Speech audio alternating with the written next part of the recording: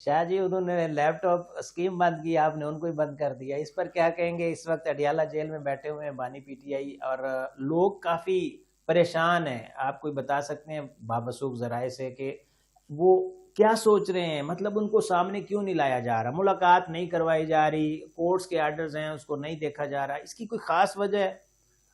आप देखें जी, जो उनके हालात हैं, जो उन्होंने मनफी प्रोपेगेंडे किए हैं रियासत पाकिस्तान के ख़िलाफ़, जो उन्होंने मैं समझता हूँ कि जो इस्तेकाम की अलामत है हमारी हमारी समझे पाक अफवाज हैं तो हम हैं, नहीं तो आप बाकी ममालिक का देख लें क्या अशर हो रहा है।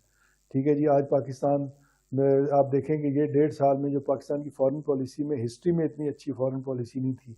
आप दुनिया की जो अजीम ताकतें हैं उनके साथ बैठते हैं। ठीक है जी, हालांकि वो ऐसे लोग थे जिन्होंने पाकिस्तान को बिल्कुल कुछ समझते ही नहीं थे। ठीक है जी, आज देखें कि वो पाकिस्तान की इज़्ज़त कहाँ कहाँ पे नहीं है। यूएसए में देख लें, वो हमें माशाल्लाह हमारी जो पाक अफवाज हैं या हमारी प्राइम मिनिस्टर साहब हैं उनकी तारीफ़ करते हैं। चाइना हमारा साथी है, समझे, वो हर तरह से पाकिस्तान को सपोर्ट करता है। रशिया हमारे साथ है, ईरान हमारे साथ है।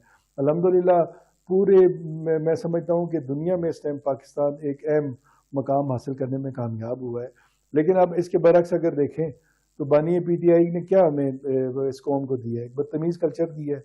आप सोशल मीडिया पे उन्होंने इतना ज़्यादा गन फैला दिया है जो कि संभालने के काबिल भी नहीं है।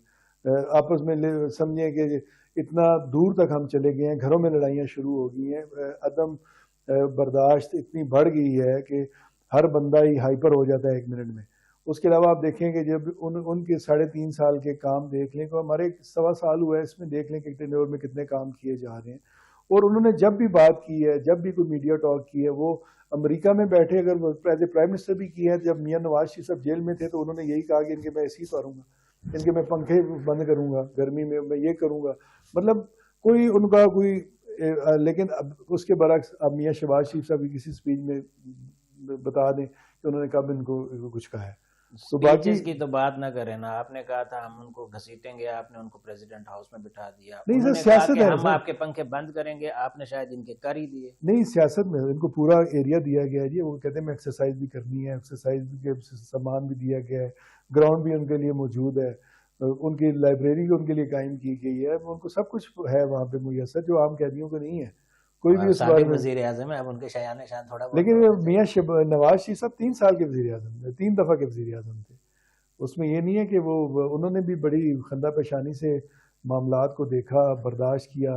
लेकिन आप देखेंगे उन्हीं की बहनें आज रॉ के जो चैनल्स हैं उन पे जाके इंटरव्यू दे के संदूर टू करें नहीं, वो और वो एआई थी, करें। वो एआई थी, वो वो मतलब कंफर्मेशन आ गई है कि वो नहीं थी, हकीकी लेकिन नहीं थी। कम से कम उन चैनल्स पे जाना भी नहीं चाहिए थी।